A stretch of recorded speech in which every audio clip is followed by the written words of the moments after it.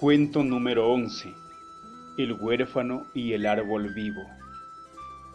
12 años acababa de cumplir Ramón, cuando los vecinos de la comunidad dejaron bajo tierra a su querida madre. Él vio cómo los hombres excavaron la tierra negra a un costado de su choza y allí, luego de envolverla en los mejores harapos que le sirvieron de ropas, la introdujeron en esa macra fosa y la cubrieron con la removida tierra. Fue una tarde de invierno en que ni siquiera salió el sol para despedirla. Ramón, para mejor o peor suerte, nunca conoció a su padre, ni tuvo hermanos que le acompañaran en su sufrimiento, menos si conoció familiar alguno, tan solo a los patrones en donde pastaba todos los días una manada de ovejas a cambio de un puñado de comida. 2 días después que murió su madre, a manera de plantar una cruz en la cabecera de la tumba, plantó un pequeño árbol de eucalipto, que robó a su patrón luego de dejar encerradas a sus ovejas en el gran corralón. Tanto amor le dedicó a ese pequeño árbol, que cuidaba de él como si fuera un ser que conoce y siente.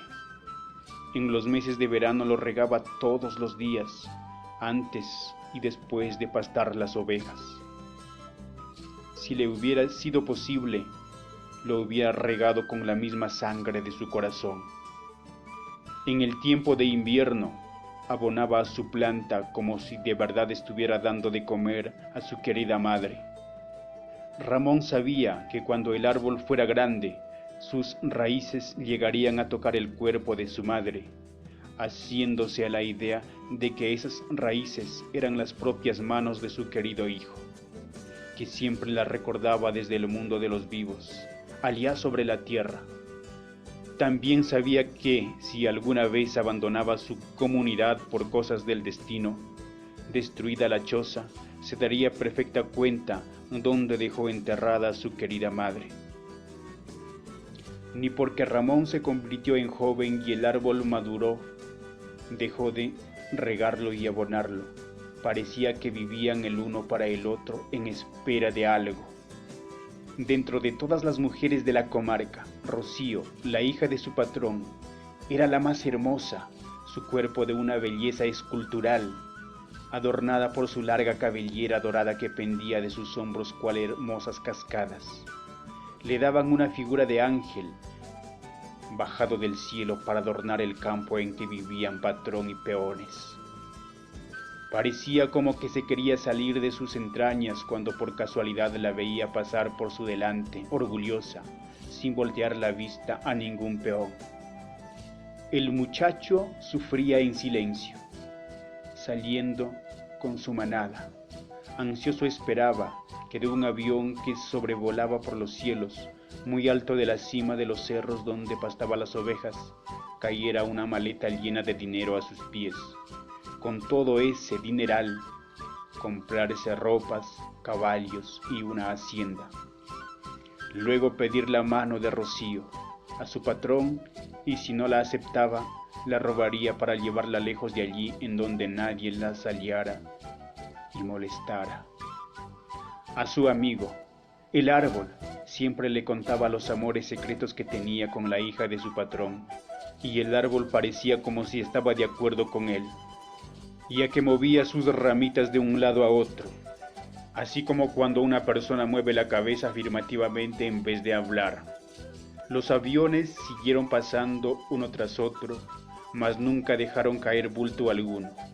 El tiempo pasaba a pasos agigantados y Ramón seguía puesto los mismos harapos, los pies descalzos, pero convertido en un hombre casi maduro, pensando siempre en que se podía morir de amor. Un día que Rocío cabalgaba por los potreros en que él estaba pastando, se imaginó que ella también sentía el mismo amor que él. Entonces fue que se acercó y con el mayor de los respetos le declaró su amor humilde y verdadero.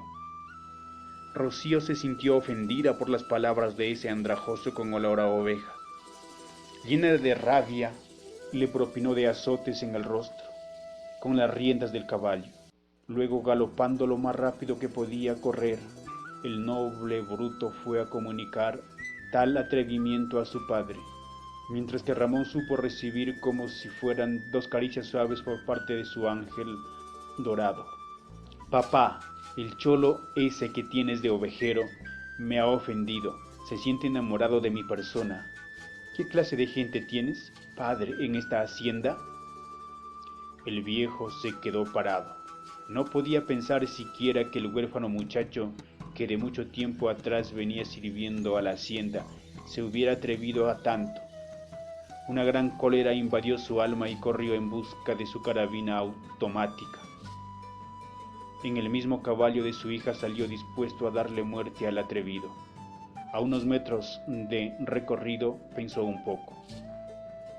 Soy una persona honorable en la comunidad y en todo el vecindario. Si mato a este indio ladrón, perderé mucho. Pagaré a alguien que haga este trabajo por mí. Pero, ¿quién? Sabía bien que el muchacho, por ser huérfano, era apreciado por casi toda la gente. Se rascó la cabeza y meditó un poco en la palabra ladrón. Eso haré. Diré que estaba robando en mi casa y quiso abusar de mi hija. En la comunidad tenían por tradición matar a palos a los ladrones, haraganes y mentirosos. Pero en las palabras del patrón toda la gente se fiaba y a él no le llegaban estas leyes tradicionales. Luego de encerrar el ganado en su corral y tomar el plato de sopa que le sirvieron, Ramón regresó a su choza por el camino, tocando las heridas superficiales que le causó por la mañana el amor de su vida. Se alejaba a cada momento con el corazón lleno de gozo. Ni siquiera se imaginaba que tras él, el patrón y mucha gente lo estaban persiguiendo como a un vulgar ladrón. El Ramón ha intentado robar en la casa, aprovechando que yo estaba en los corralones del ganado. Mi hija al salir al frente ha sido víctima de ultrajes, hasta intentó violarla. Es por eso que los he reunido para que juzguen a este individuo. De antemano, de mi hacienda estará despedido.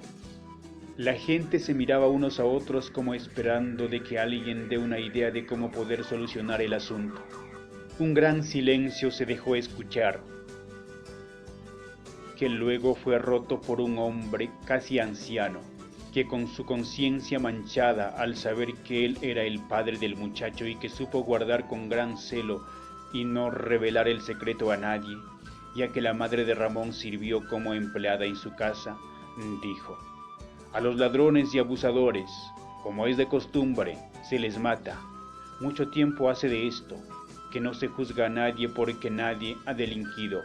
Pero ahora, no esperemos que robe primero, que viole o que mate a alguien. De mi parte, merece la muerte.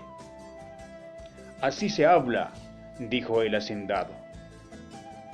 Toda la gente se armó de palos, lazos, herramientas de trabajo y siguieron al patrón que con la carabina en la mano corría atravesando los grandes cercos de los potreros con el fin de dar alcance al muchacho. Ramón, que tendido bajo las ramas de su amigo le contaba lo sucedido con la hija del patrón, escuchó cómo con gran alboroto llegaba gente haciendo gran tropel por la loca carrera.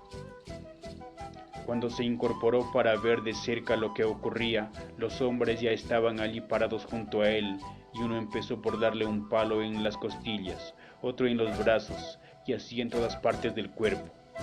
El hacendado, metiéndose entre la gente, ordenó: no lo maten a palos, este merece la horca, que su cuerpo quede colgado de ese palo para ejemplo de todos, dijo señalando el árbol de eucalipto. ¡Un lazo!, gritó un comunero. Ramón contemplaba mudo, sin salir de su asombro, al saberse condenado a la pena de muerte. Alguien alcanzó el lazo, que pronto lo pasaron por la rama más gruesa del eucalipto, que movía incansablemente sus ramas y hojas a la luz de la plateada luna llena. Arreglaron el lazo en el desnudo cuello del muchacho a modo de una larga corbata y empezaron a jalar del otro extremo. Antes que el cuerpo alcance una pulgada de altura, se desgajó la rama cayendo con gran estruendo, azotando las cabezas de los comuneros y haciendo rodar por el suelo al hacendado, que se levantó enfurecido. «Traigan un hacha. «Cortemos este árbol embrujado», pidió a grandes voces. Rocío, sintiendo una gran culpa por el cruel castigo con que su padre sentenció al muchacho, corrió tras ellos con la esperanza de poder ayudar en algo a Ramón. Incluso quería pedir perdón, haciendo conocer la realidad. Pero como su padre había mentido, sentía miedo por él, que enfurecidos los comuneros cambiaran de reo. Tras la choza, con las manos juntas, pedía a Dios por la vida del atrevido muchacho. El anciano, que fuera su padre del muchacho, apareció como por encanto, con un hacha entre las manos y con todas sus fuerzas golpeó sobre la corteza del árbol. Se escuchó un gran grito de dolor y empezó a correr sangre como de una res cuando le cortan el pescuezo. Al tiempo que sus ramas y hojas empezaron a moverse con tal furia que provocó un fuerte viento, desparpajando a toda la gente y arrastrándolos lejos como a livianas plumas. Allí se quedó tan solo Ramón, que con ojos llorosos miraba a su amigo, sintiendo tan cerca de él los latidos del corazón de su madre, recordando que cuando era pequeño, él, al alimentarse con la leche de sus senos, colocaba un oído tan cerca de su corazón, hasta quedarse dormido al sentir el pum pum del noble corazón, bañando su cuerpo de vida y sangre. Se desató el lazo y corrió a dar un abrazo y las gracias. Dejó derramar unas gotas más de sus lágrimas y rezando una oración se dispuso a abandonar su choza y su árbol. En eso escuchó una voz a sus espaldas reconociendo como la voz de su madre. Recoge toda la semilla de la rama caída. De igual modo recoge a tu esposa que te está esperando tras la choza. Siembra mis semillas a tu paso por todos los campos que camines. Establece tu hogar y ten tus hijos. Un árbol salvó una vida, muchos salvarán más vidas. Una mujer y unos hijos alegrarán tu vida y la de muchos.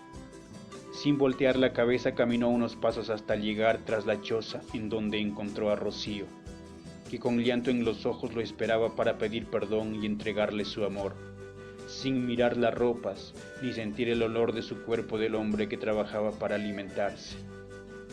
Entre los dos regresaron a coger las semillas de la rama caída y marcharse de allí para olvidarlo todo.